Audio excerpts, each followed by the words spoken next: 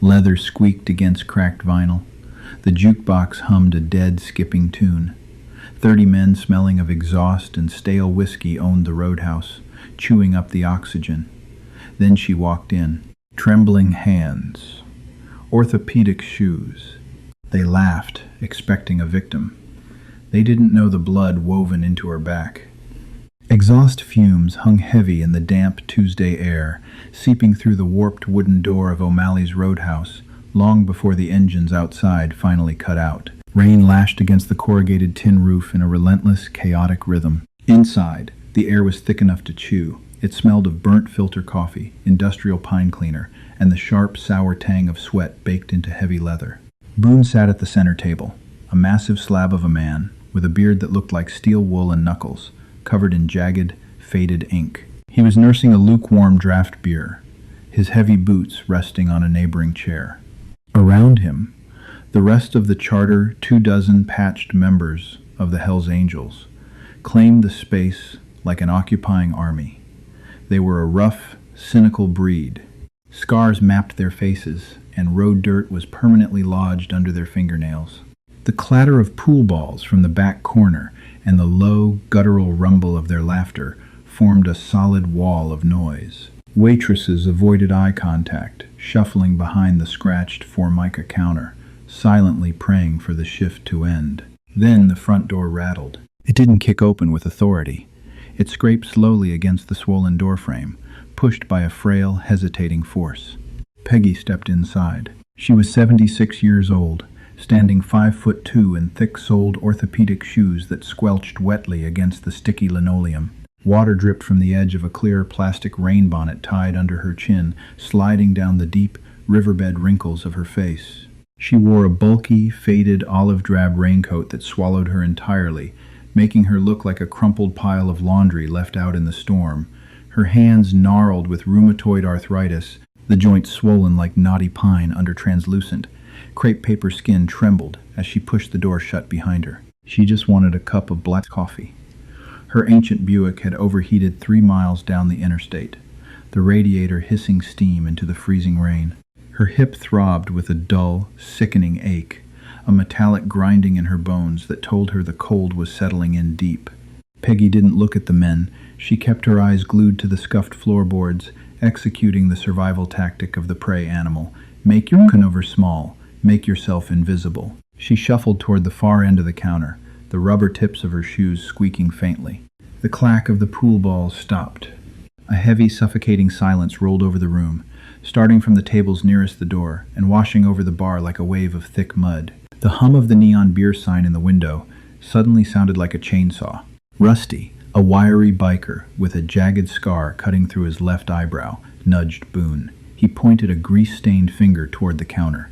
A low snicker started in the back. Then another. "Hey, Brenda," Boone called out, his voice a gravelly boom that rattled the glass sugar dispensers on the tables. "You running a nursing home now? Smells like mothballs and Bengay in here all of a sudden." Laughter erupted. Cruel, easy, and bored. It was the sound of a pack of wolves finding a wounded bird in their den. They weren't angry. They were just entertained. They fed on intimidation, and this fragile, dripping woman was a pathetic disruption to their sanctuary. Peggy reached the counter. She gripped the edge of the Formica, her knuckles turning bone white as she hoisted herself onto a cracked vinyl stool. It spun slightly, throwing her off balance. She gasped, a short, sharp intake of air, and grabbed the napkin dispenser to steady herself. More laughter. "Careful, Grandma," Rusty jeered, leaning back in his chair until the front legs hovered off the floor. "Don't break a hip. We ain't sweeping up dust today." Brenda, the waitress, hurried over, her eyes darting nervously toward Boone's table. She wiped the counter in front of Peggy with a gray rag. "Just coffee, hun?" she whispered, her voice tight. "Please," Peggy managed to say. Her voice was thin, raspy from disuse and the cold air. She reached into the deep pocket of her wet raincoat, her shaking fingers fumbling for a worn leather coin purse. She pulled it out, but her grip failed. The purse hit the counter, a dull thud. The clasp popped open, and 3/4 rolled across the Formica, falling off the edge and clinking sharply against the metal footrest. "Ah, look at that." A biker named Dog sneered from the pool table, chalking his cue. dropping her bingo money. Peggy closed her eyes. A hot, prickling flush of humiliation crawled up her neck, settling in her cheeks. Her heart hammered against her ribs, an erratic, frightened bird trapped in a frail cage. She was terrified. The sheer physical presence of the men, the smell of their unwashed hair and wet denim, the latent violence radiating from them, it pressed down on her lungs.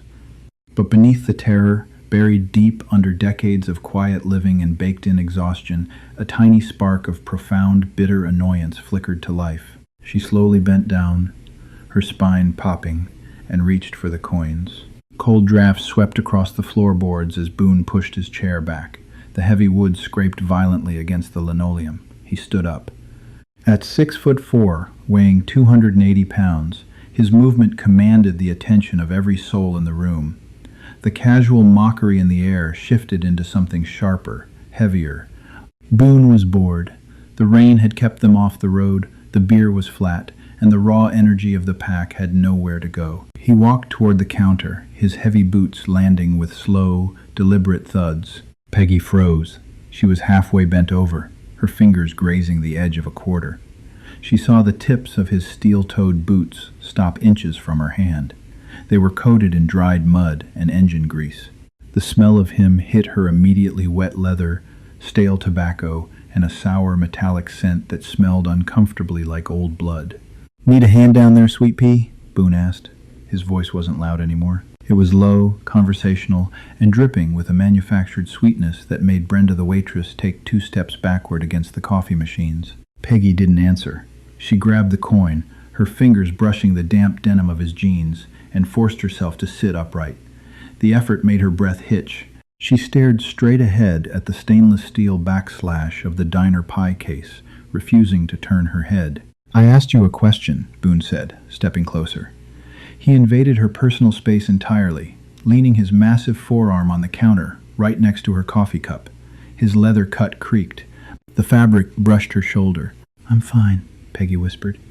She tried to pick up her coffee cup, but her hand was shaking so violently that the dark liquid sloshed over the rim, burning her knuckles and pooling on the saucer. "Damn, you're a shaky little thing, ain't you?" Boone chuckled, turning his head to look back at his brothers. Rusty and Dog were grinning, leaning against the booths. "Looks like a chihuahua, shivering in the rain.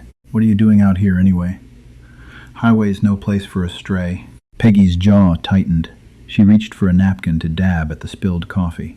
"Car trouble," she muttered, forcing the words through a tight throat, just waiting for the rain to let up. "Car trouble," Boone echoed, feigning sympathy. He reached out and tapped the rim of her saucer with a thick, silver-ringed finger. Clink, clink. "Well, that's a shame. But see, this here is our spot. We don't really do strays. Kills the mood." He wasn't going to hit her. They both knew that. But he was going to humiliate her until she ran out into the storm, a cheap bit of entertainment for a miserable afternoon. It was an exertion of power, a reminder that they owned the space, the air, the rules. Peggy closed her eyes again. The fear was still there, turning her stomach into a cold knot, but the annoyance was spreading, morphing into a hot, uncomfortable fatigue. She was so tired, tired of her aching joints, tired of the broken radiator, tired of the relentless rain, and suddenly, intensely tired of the giant, unwashed bully breathing his stale breath into her face. "I paid for my coffee," Peggy said. Her voice cracked, a pathetic, wavering sound, but the words were out. The diner went dead silent. The jukebox had stopped playing minutes ago. The only sound was the rhythmic dripping of the roof leak into a plastic bucket near the restrooms. Boone's smile vanished. The casual cruelty in his eyes hardened into flat, reptilian hostility. He didn't like being talked back to. Not by locals, not by cops, and sure as hell not by an ancient woman in a plastic rain bonnet. "You paid for your coffee," Boone repeated softly. He leaned in closer until his face was inches from hers. "Lady, I don't give a damn if you bought the whole pot," I said. "Kills the mood. So finish it and walk." Peggy's breathing turned shallow. The rational part of her brain screamed at her to leave the quarters, leave the coffee, and limp back out into the freezing downpour. Survival was a math equation she had solved perfectly for nearly 8 decades. But her body betrayed her. Her arthritic hip locked up, a sharp spike of agony shooting down her thigh, making it physically impossible to slide off the tall stool without collapsing. She sat there, paralyzed by pain and fear, her hands resting on the counter. Boone mistook her physical inability to move for defiance. A dark flush crept up his thick neck. "Are you deaf?" Boone growled. He reached out, his massive, scarred hand clamping down on the shoulder of her bulky, olive-drab raincoat. The physical contact sent a jolt of pure adrenaline through Peggy's frail system. It wasn't a hard grab, but the weight of his hand, the presumption of his touch, snapped something deep inside her. A memory locked away in the dark corners of a rusted metal lockbox at the back of her closet flared to life. She reacted, not with a cinematic martial arts move, but with the clumsy, panicked thrashing of a trapped animal. She twisted her upper body violently to shake him off. Her sudden movement caught Boone off guard. He tightened his grip instinctively, yanking backward. The cheap, corroded zipper of Peggy's heavy raincoat caught, strained, and then blew open with a harsh, metallic tearing sound. The olive-drab fabric parted, sliding off her shoulders and bunching around her waist, revealing what she wore underneath. The raincoat collapsed in a wet heap around the base of the stool. Peggy sat frozen, her chest heaving, the damp air of the roadhouse hitting her collarbones. She wasn't wearing a moth-eaten cardigan or a floral blouse. Underneath the heavy coat, she wore a sleeveless denim vest over a faded black long-sleeve shirt. The denim wasn't the manufactured, distressed stuff sold in shopping malls. It was stiff, impossibly dark in some places and bleached nearly white in others. It was stained with motor oil, old road grime, and dark, rusty patches that looked unnervingly like deeply set, decades-old blood. It was a vest that had lived through asphalt burns and bar fights long before most of the men in the room had learned to ride a bicycle. Boone stared down at her chest. His hand, still hovering in the air where he had grabbed her coat, slowly dropped to his side. Sewn directly over Peggy's heart was a patch. It wasn't large, but the embroidery was meticulous, done by hand with thick yellowed thread that had frayed at the edges. It was a winged death's head, the universally recognized, fiercely guarded emblem of the Hells Angels. But it was the text surrounding the skull that made the oxygen drain from the room. Above the skull, a curved rocker read, San Bernardino. Below the skull, the numbers, 1,948. And beneath that, a small rectangular strip of white fabric with faded black lettering, property of Iron Jack Donovan, founder. Boone stopped breathing. The silence in O'Malley's roadhouse was no longer just the absence of noise. It was a physical weight, pressing against the eardrums, thick and suffocating. The dripping of the rainwater into the plastic bucket sounded like gunshots. Boone's eyes locked onto the stitching. His brain struggled to process the impossibility of what he was seeing. You didn't just buy a patch like that. You couldn't fake it. The wear, the specific imperfection of the 1940s chain stitching, the absolute sheer audacity of wearing it if it were a fake. A patched member would cut it off her back with a hunting knife, regardless of her age.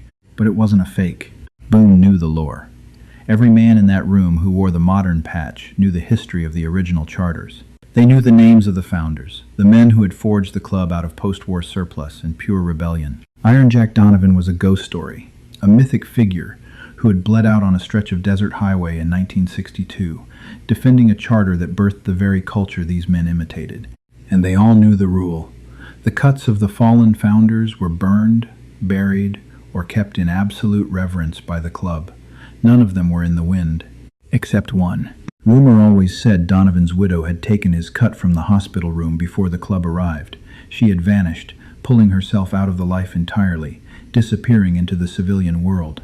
To touch her, to disrespect the blood she carried, was a violation of the most fundamental, sacred code the club possessed. Boone slowly took a half-step backward. The sheer terror of what he had just done, what he had almost done, hit him like a tire iron to the ribs. He had just laid hands on the widow of an original 8. Peggy didn't look heroic. She looked terrified, exhausted, and deeply exposed. She reached down with trembling fingers, desperately trying to pull the edges of her ruined raincoat back together, trying to cover the denim. Her breathing was ragged, her chest rising and falling in sharp, painful jerks.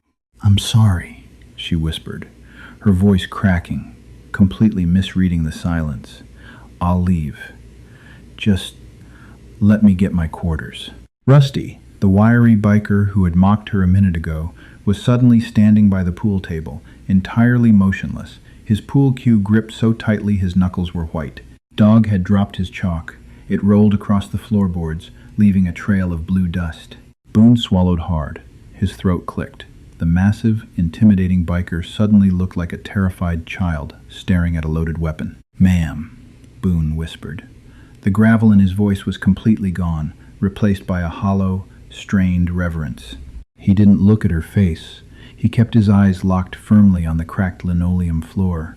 He took another step back, giving her space, his massive frame shrinking in on itself. Peggy stopped pulling at her coat. She looked up, confusion cutting through the haze of her panic. She saw Boone's bowed head. She saw Rusty staring at the floor. She saw 24 hardened, violent men standing perfectly still, their eyes averted, their hands visible and empty. The smell of stale beer and exhaust remained, but the latent violence in the room had evaporated entirely. Boone slowly reached out, his movements telegraphed and painfully slow, as if trying not to spook a wild horse. He picked up the 3 quarters from the counter and placed them gently in the palm of his other hand. He dug into his own heavy leather pocket and pulled out a crumpled $20 bill. He placed the money and the coins onto Peggy's saucer. "Coffee's on the club, Mrs. Donovan," Boone said, his voice trembling slightly. He kept his eyes on the floor. "And anything else you need." Peggy stared at him. Her swollen, arthritic hands rested on her lap. The cold metal of the diner stool no longer seemed to bite into her hip. She looked down at her own chest, at the faded, blood-stained fabric of a life she had buried 50 years ago, a life she only wore beneath her heavy coats when the loneliness got too loud, and she needed to feel the weight of Jack against her heart. She looked back at Boone. The annoyance faded, and the fear dissolved. What replaced it was a slow, heavy wave of immense fatigue. "My radiator is broken," Peggy said quietly, the roadhouse hanging on every syllable. Boone nodded, still looking at the floorboards. "Rusty," he barked, his voice suddenly sharp, carrying the absolute authority of panic. "Get the truck. Load the lady's car. Now." Rusty didn't just walk to the door. He bolted. The warped wood slammed so hard it bounced back off the frame, shivering on its rusted hinges. The freezing rain instantly swallowed his retreating figure. Inside the roadhouse, the remaining men moved with the synchronized, silent urgency of a bomb squad, trying to defuse a live wire.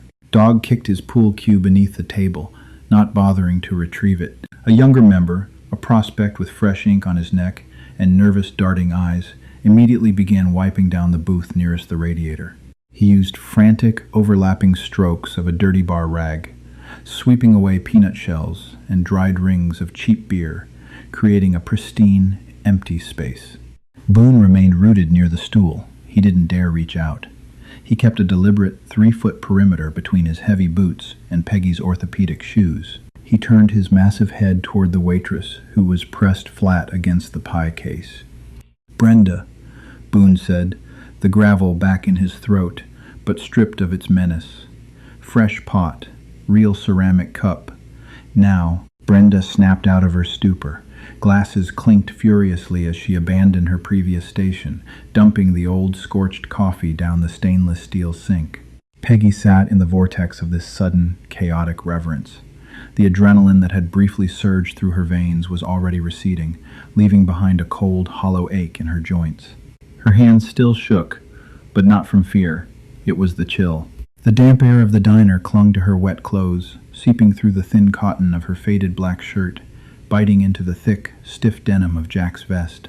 She hated the smell of this room. For decades, she had avoided places like this, the roadhouses, the dive bars, the asphalt-stained way stations that smelled of spilled liquor and cheap leather. It was the smell of the life that had taken her husband. To the men in this room, the patch on her chest was a sacred relic. It was mythology. It was the founding chapter of a religion they had devoted their lives to, a symbol of absolute, untamed freedom. To Peggy, it was a bloody shirt. It was the vest Jack had been wearing when a blown tire sent his panhead motorcycle skidding into the unforgiving guardrail of Route 66. It was the heavy fabric the paramedics had to cut through, leaving a jagged slice down the side seam that Peggy had later restitched herself, her fingers numb, sitting alone in a sterile hospital waiting room while the surgeon told her it was over. She wore it today, not out of pride, but out of a strange, superstitious comfort. The weather had been bad, her bones had ached, and she was making a long drive alone. Putting on Jack's vest beneath her heavy coat was like wrapping herself in a ghost. It made her feel safe. She had never intended for anyone to see it. "Ma'am," Boone said, his voice dropping an octave, breaking her reverie. "You can't sit in that wet coat. You'll catch your death." He didn't wait for her permission. He shrugged off his own heavy leather cut, revealing a flannel shirt underneath. He didn't offer her the cut that would be a breach of protocol, crossing wires between the old blood and the new, but he grabbed a clean, dry woolen blanket from a stack they kept behind the bar for the waitresses. He held it out, suspended in the air between them. Peggy looked at the blanket. The rough gray wool looked scratchy, smelling faintly of cedar and dust. She looked at Boone. The hostility in his eyes was entirely gone, replaced by a tense, nervous apprehension. He was a giant of a man, capable of unspeakable violence, and right now he was terrified of offending a 76-year-old woman with a bad hip. She nodded, a small, weary fraction of an inch. Boone stepped forward and gently draped the blanket over her shoulders, covering the worn denim, covering the death's head, covering the name of the man he revered. The heavy wool trapped her body heat. A long, shuddering sigh escaped her lips. Brenda arrived with the coffee. It was steaming, black, in a thick white diner mug. She set it down on a fresh napkin, pushing the spilled quarters aside. "Thank you," Peggy rasped. She wrapped her gnarled fingers around the warm porcelain. The heat seeped into her swollen joints, offering a momentary reprieve from the grinding ache. Outside, the grinding roar of a heavy-duty diesel engine cut through the drumming of the rain. The screech of hydraulic brakes announced the arrival of the club's chase truck, a battered reinforced flatbed used for hauling broken-down bikes. The front door opened, and Rusty stood in the frame, soaked to the bone. Water streamed off the brim of his leather cap. "Truck's ready," Rusty announced to the room, though his eyes were fixed firmly on Boone. "Winch is down. Where's the car?" 3 miles south. "Shoulder of the interstate. Old blue Buick," Peggy said. Her voice sounded impossibly small in the large, quiet room. Boone nodded. He turned to Rusty. "Take dog. Take grinder. Get the car on the bed. Don't scratch the paint. Bring it to my rig. I'll drive the lady." Rusty vanished back into the storm. Boone looked back at Peggy. He shifted his weight, his heavy boots squeaking against the linoleum. "Whenever you're ready, Mrs. Donovan. My truck's out back. Heater works good." Peggy didn't correct him. She hadn't been Mrs. Donovan in 50 years. She had remarried, lived a whole quiet life with a man named Arthur, who sold life insurance and never raised his voice, a man who passed away peacefully in his sleep a decade ago. Arthur had been safe. Jack had been a beautiful, terrifying wildfire. She took a slow sip of the scalding coffee. It burned her tongue, but the pain grounded her. She set the mug down, gripped the edge of the Formica counter, and braced herself for the agonizing pivot. Boone saw the tension in her jaw. He saw the way her knuckles whitened, but he didn't reach out to help. He knew better. He stood completely still, a silent, hulking guard dog, until Peggy managed to slide her orthopedic shoes to the floor. The diner remained utterly silent as she walked to the door, the gray woolen blanket clutched tight around her chest. The Hells Angels parted like the Red Sea, stepping back, pressing themselves against the booths and the pool tables to give her a wide, unobstructed berth. No one looked her in the eye. The cab of Boone's Ford F-350 smelled intensely of wet dog, stale black and mild cigars, and a deep ingrained scent of cheap gasoline. The engine idled with a heavy rhythmic vibration that rattled the loose change in the ashtray. The heater was blasted at full capacity, blowing dry, scorching air directly onto Peggy's shins. Boone sat behind the steering wheel, his massive frame taking up more than half the cab. He drove with both hands on the wheel, 10 and 2, his posture rigidly straight. For a man who usually commanded the highway with aggressive, reckless ease, he was currently driving at exactly 3 miles below the speed limit, treating the wet asphalt as if it were coated in black ice. In the rearview mirror, the headlights of the flatbed tow truck cut through the driving rain. Peggy's ancient, overheating Buick was strapped securely to the bed. Two more motorcycles rode flank, cutting through the spray of the tires, acting as a motorized honor guard. The silence inside the truck cab was heavy, thick with unsaid words. The only sounds were the rhythmic squeak thump of the windshield wipers and the hiss of the tires rolling over wet pavement. Peggy stared out the passenger window. The neon signs of cheap motels and gas stations bled into blurry streaks of red and yellow against the rain-slicked glass. The heat from the vents was finally thawing the deep cold in her bones. The rough wool blanket was still wrapped tightly around her shoulders. She could feel Boone looking at her out of the corner of his eye. He was a pressure cooker of reverence and curiosity, desperate to speak but bound by his own rigid code of respect. "You can ask," Peggy said suddenly. Her voice was flat, devoid of emotion. She didn't turn her head. Boone flinched slightly. His hands tightened on the steering wheel. He cleared his throat, a loud, gravelly sound in the confined space. "I ain't got no right to ask you nothing, ma'am," Boone said carefully. "You were ready to throw me out into a thunderstorm over a cup of coffee 20 minutes ago," Peggy replied, her tone cynical, cutting right through his performative respect. "Don't pretend you're a saint now, just because you recognize some thread on my chest." Boone's jaw clenched. A faint flush crept up his thick neck. She had called him on his hypocrisy, and there was absolutely nothing he could do to defend himself. "I was out of line," Boone admitted, his voice low. "I was an idiot. We forget. We get comfortable being the biggest thing in the room. We forget there's a foundation under the floorboards." Peggy finally turned her head to look at him. She studied the deep scars around his eyes, the aggressive, tribal ink crawling up the side of his neck.